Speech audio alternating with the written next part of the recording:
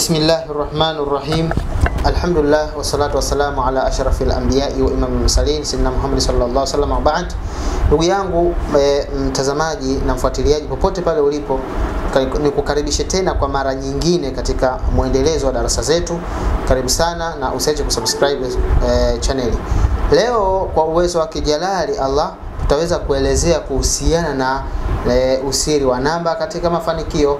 Katika darasa iliyopita tuliweza kugusia kuhusiana na ulimwengu wa namba, lakini tukaelezea kidogo kwamba namba ni gani, lakini Mwenyezi Mungu aliweza kuumba ulimwengu na kila kitu kwa kipimo.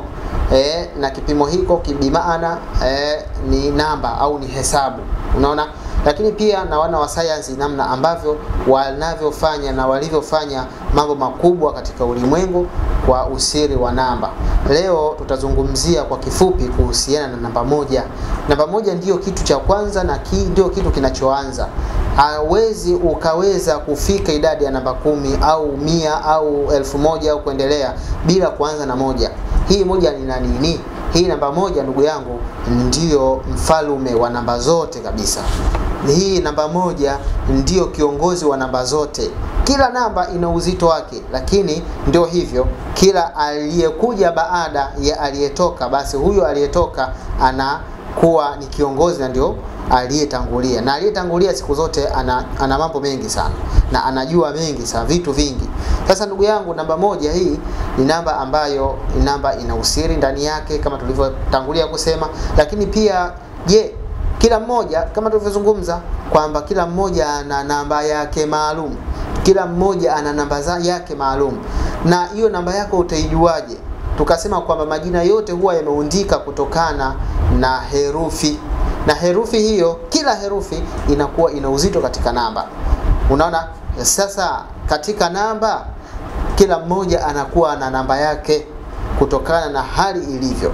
Sasa mimi kwa kuwa siwezi kutambua wewe hapo ulipo ndugu yangu una namba gani kutokana na jina lako na hali yako, nitazungumza tu namba hizi ambazo Allah atakazoniwezesha na kuniwafikisha, kisha wewe mwenyewe utaweza kutambua kwamba mimi ni wa design gani katika hizo namba. Kwanza kabisa ndugu yangu, namba moja kwa ufupi ni ishara ya uongozi, ubunifu na ujasiri na mwongozo. Hii ndiyo siri ya namba moja, miongoni mwa siri za hii namba.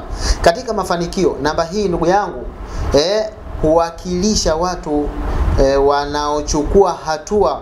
Kwanza huwakilisha watu wale ambao wanaochukua hatua, kwa maana ya kwamba mtu ambaye ameweza ambaye ni mtu ambaye ana hii namba moja hii huwa mara nyingi anachukua hatua katika maamuzi yake ambayo ameweza kuyaamua katika kufanya majambo.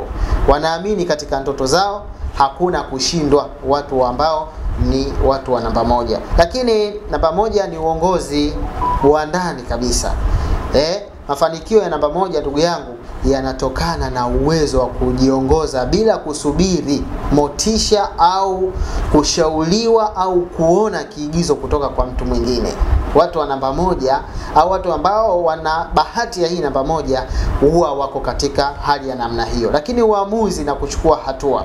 Mafanikio hayaji kwa kusubiri maamuzi na mafanikio hayaji kwa kusubiri kwamba ngoja nisubirie jambo fulani, likishakuja hilo jambo fulani basi nitakapofanya jambo fulani ndio nitaweza kufanikiwa. Hapana, watu wa namba moja huwa anapoazimia kufanya jambo moja kwa moja anaingia, hajali kwamba mbele yake kuna kitu gani.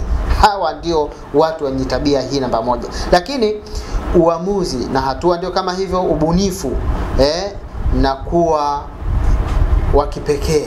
Ubunifu unakuwa wa kipekee. Watu wa namba moja ni wabunifu sana.